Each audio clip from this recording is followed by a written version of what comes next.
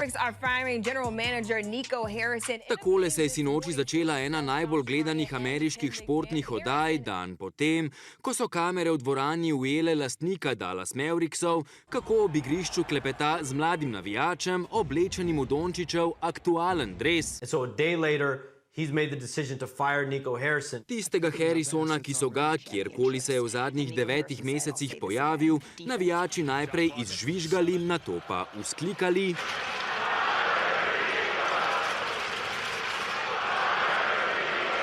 A ne menjava prvega zvezdnika ekipe, ki se je moral praktično čez noč preseliti v Los Angeles, Harrisona so, vsaj uradno, odnesle porazne predstave moštva. Nihče, ki je povezan s klubom, ni zadovoljen z začetkom sezone, za katero smo vsi menili, da bo obetavna.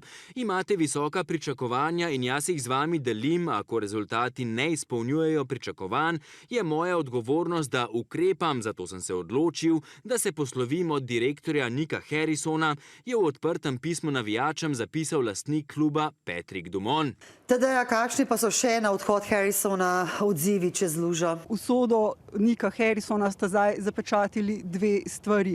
Prva je jeza navijačev, druga pa je katastrofalno slab začetek sezone Mavericksov, pestijo jih tudi številne poškodbe. Ampak seveda treba je vedeti, da Nico Harrison ni edini, ki je kriv za to odločitev, da Luka Dončić igra v Los Angeles Lakersih. Lastnik kluba namreč seveda ni Nico Harrison, ampak Patrick Dumont, in on bi februarja lahko preprečil to menjavo, pa tega seveda, kot vemo, ni storil.